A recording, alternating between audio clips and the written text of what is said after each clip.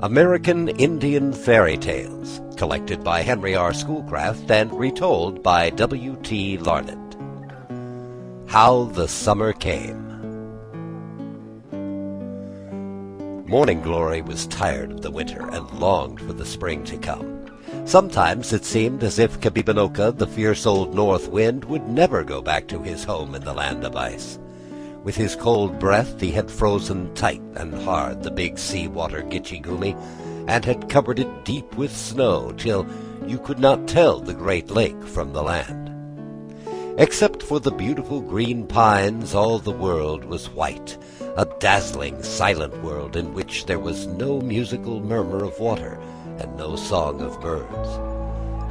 "Will O-Pee-Chee, the robin, ever come again?" sighed Morning Glory. "Suppose there was no summer anywhere, no Shawandasi, the south wind, to bring the violet and the dove. Oh, Iagu, would it not be dreadful?" "Be patient, Morning Glory," answered the old man. "Soon you will hear Wawa, the wild goose, flying high up on his way to the north. I have lived many moons. Sometimes he seems long in coming, but he always comes. When you hear him call, then O-Pee-Chee the robin will not be far behind." "I will try to be patient," said Morning Glory. "But Kabibanoka, the north wind, is so strong and fierce, I can't help wondering if there was a time when his power was so great that he made his home here always. It makes me shiver to think of it." Iagu rose from his place by the fire and drew to one side the curtain of buffalo hide that screened the doorway. He pointed to the sky, clear and sparkling with stars. "Look," he said, "there in the north. See that little cluster of stars? Do you know the name we give it?" "I know," said Eagle Feather. "It is Ojig Anung, the fisher stars. If you look just right, you can see how they make the body of the fisher. He's stretched out flat with an arrow through his tail. See, sister?" "The fisher," repeated Morning Glory. "You mean the furry little animal, something like a fox? Is marten another name for it?" "That's it," said Eagle Feather. "Yes, I see," nodded Morning Glory. "But why is the fisher spread out flat that way in the sky with an arrow sticking through his tail?" "I don't know just exactly why," admitted Eagle Feather. "I suppose some hunter was chasing him. Perhaps Iagu can tell us." Iagu closed the curtain and went back to the fire. "You thought there might have been a time when there was no summer on earth," he said to Morning Glory, "and you were right. Until Ojig, the fisher, found a way to bring the summer down from the sky, the earth was everywhere covered with snow, and it was always cold. If Ojig had not been willing to give his life so that all the rest of us could be warm, Kabibanoka, the north wind, would have ruled the world as he now rules the land of ice." Then Morning Glory and Eagle Feather sat down on the soft rug that was once the winter coat of Mukwa the bear, and Iagu told them the story of how the summer came. In the wild forest that borders the great lake, there once lived a mighty hunter named Ojig. No one knew the woods as well as he. Where others would be lost without a trail to guide them, he found his way easily and quickly. By day or by night, through the trackless tangle of trees and underbrush, where the red deer fled, he followed. The bear could not escape his swift pursuit. He had the cunning of the fox, the endurance of the wolf, the speed of the wild turkey when it runs at the scent of danger. When Ojig shot an arrow, it always hit the mark. When he set out on a journey, no storm or snow could turn him back. He did everything he said he would do, and he did it well. Thus it was that some men came to believe that Ojig was a Manitou, the Indian name for one who has magic powers. This much was certain. Whenever Ojig wished to do so, he could change himself into a little animal known as the fisher or marten. Perhaps that is why he was on such friendly terms with some of the animals, who were always willing to help him when he called upon them. Among these were the otter, the beaver, the lynx, the badger, and the wolverine. There came a time, as we shall see, when he needed their services badly, and they were not slow in coming to his assistance. Ojig had a wife whom he dearly loved, and a son of 13 years who promised to be as great a hunter as his father. Already he had shown great skill with the bow and arrow. If some accident should prevent Ojeeg from supplying the family with the game upon which they lived, his son felt sure he himself could shoot as many squirrels and turkeys as they needed to keep them from starving. With Ojeeg to bring them venison, bear's meat, and wild turkey, they had thus far plenty to eat. Had it not been for the cold, the boy would have been happy enough. They had warm clothing made from deerskin and furs. To keep the fire burning, they had all the wood in the forest. Yet, in spite of this, the cold was a great trial, for it was always winter, and the deep snow never melted. Some wise old men had somewhere heard that the sky was not only the roof of our own world, but also was the floor of a beautiful world beyond, a land where birds with bright feathers sang sweetly through a pleasant, warm season called summer. It was a pretty story that people wished to believe, and likely enough, they said, when you came to think that the sun was so far away from the earth and so close to the sky itself. The boy used to dream about it and wonder what could be done. His father could do anything, some men said. He was a Manitou. Perhaps he could find some way to bring summer to the earth.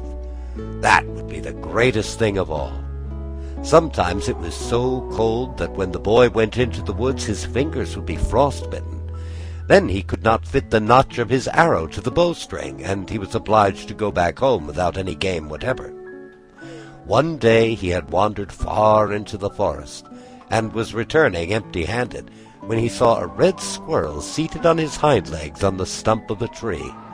The squirrel was gnawing a pine cone, and did not try to run away when the young hunter came near. Then the little animal spoke. "My grandson," said he, "there is something I wish to tell you that you will be pleased to hear. Put away your arrows, and do not try to shoot me, and I shall give you some good advice." The boy was surprised, but he unstrung his bow and put the arrow in his quiver. "Now," said the squirrel, "listen carefully to what I have to say. The earth is always covered with snow, and the frost bites your fingers and makes you unhappy. I dislike the cold as much as you do. To tell the truth, there is little enough for me to eat in these woods, with the ground frozen hard all the time.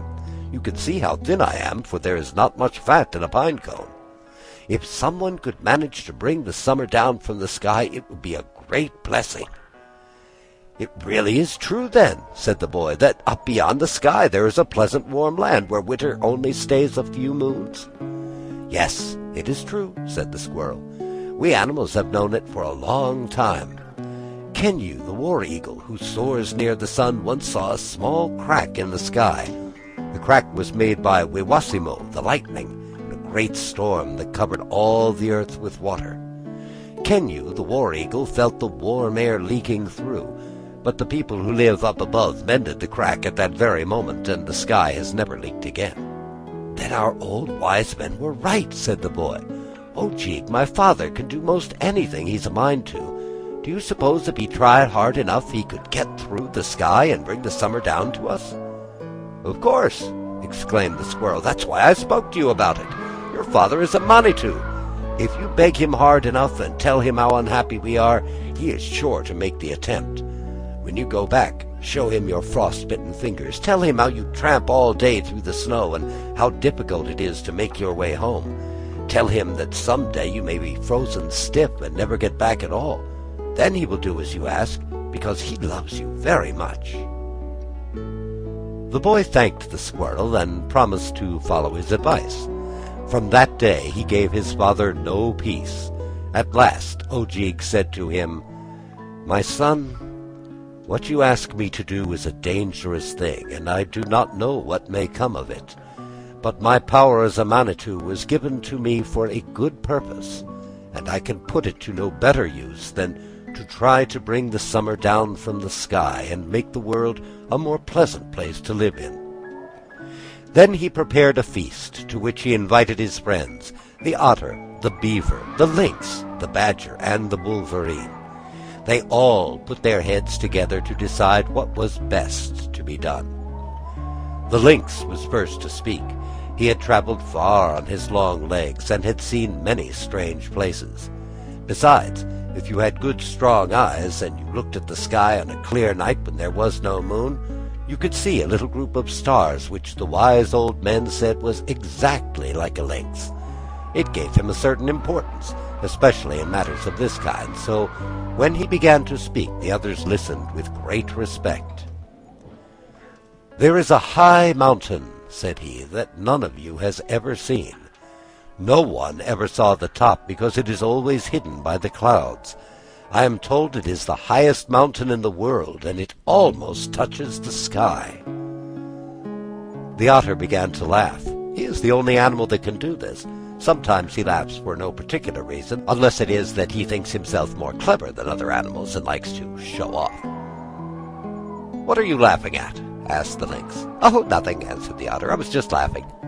"It will get you into trouble some day," said the lynx.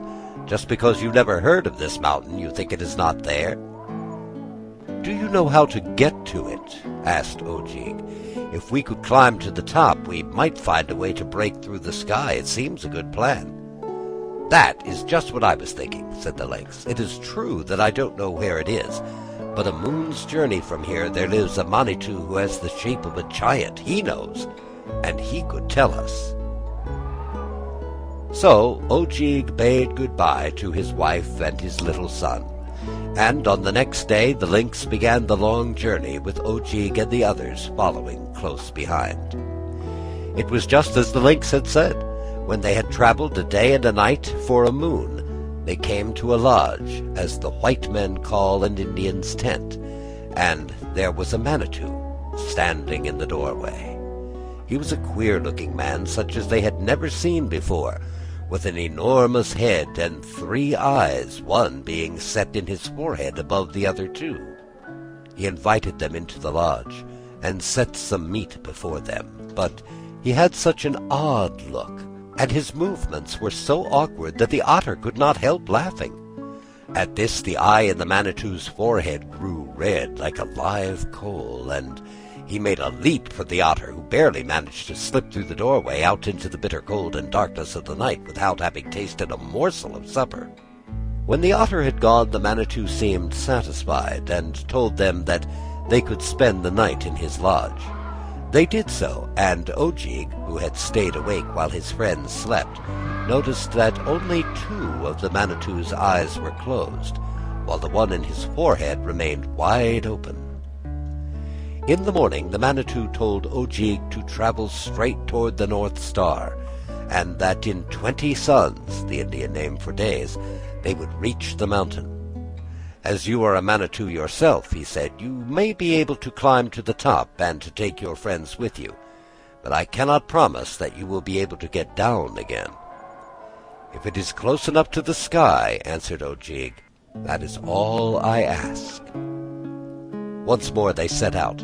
On their way they met the otter, who laughed again when he saw them, but this time he laughed because he was glad to find them, and glad to get some meat that Ojeeg had saved from the Manitou's supper.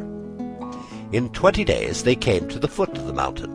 Then up and up they climbed, till they passed quite through the clouds. Up once more, till at last they stopped, all out of breath, and sat down to rest on the highest peak in the world. To their great delight, the sky seemed so close they could almost touch it.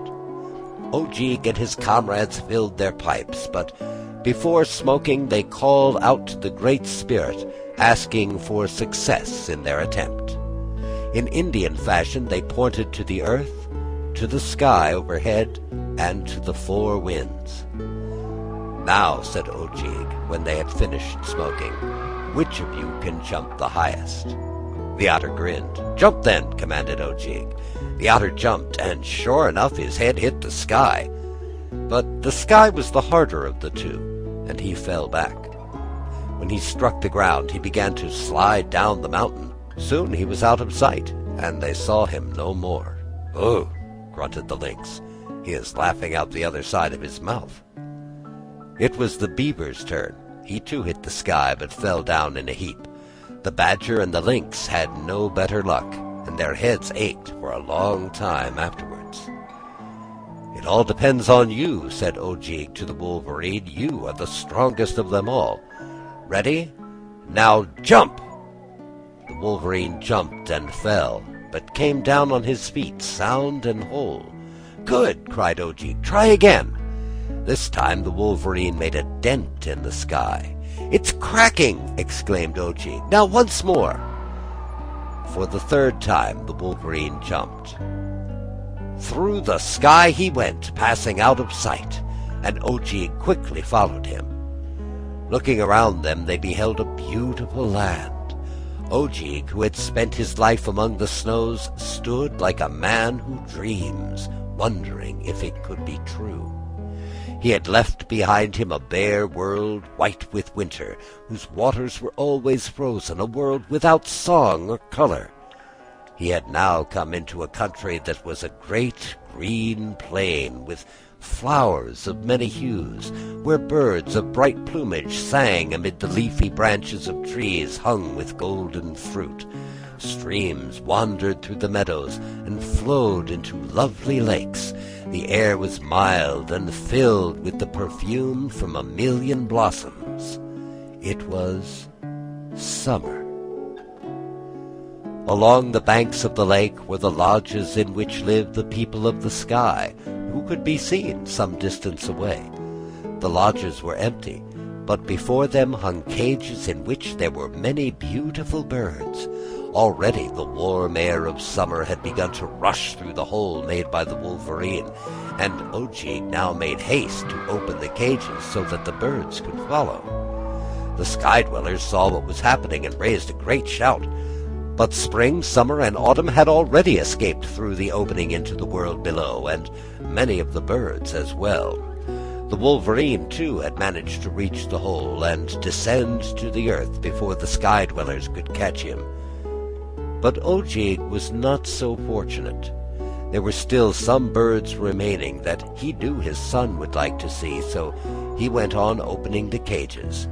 By this time the sky dwellers had closed the hole, and Ojeeg was too late. As the sky dwellers pursued him, he changed himself into the fisher, and ran along the plain toward the north at the top of his speed. In the form of the fisher he could run faster. Also, when he took this shape, no arrow should injure him, unless it hit a spot near the tip of his tail. But the sky dwellers ran even faster, and the fisher climbed a tall tree. They were good marksmen, and they shot a great many arrows, until at last one chanced to hit the fatal spot. Then the fisher knew his time had come. Now he saw that some of his enemies were marked with the totems or family arms of his own tribe. "My cousins," he called to them, "I beg of you that you go away and leave me here alone." The sky dwellers granted his request. When they had gone, the fisher came down from the tree and wandered around for a time, seeking some opening in the plain through which he might return to the earth. But there was no opening. So, at last, weak and faint, he stretched himself flat on the floor of the sky through which the stars may be seen from the world below. "I have kept my promise," he said with a sigh of content. "My son will now enjoy the summer, and so will all the people who dwell on the earth. Through the ages to come I shall be set as a sign in the heavens, and my name will be spoken with praise. I am satisfied." So it came that the fisher remained in the sky, where you could see him plainly for yourself on a clear night with an arrow through his tail. The Indians call them the fisher stars, Ojeeg Anung, but to the white men they are known as the constellation of the Plough. So ends How the Summer Came.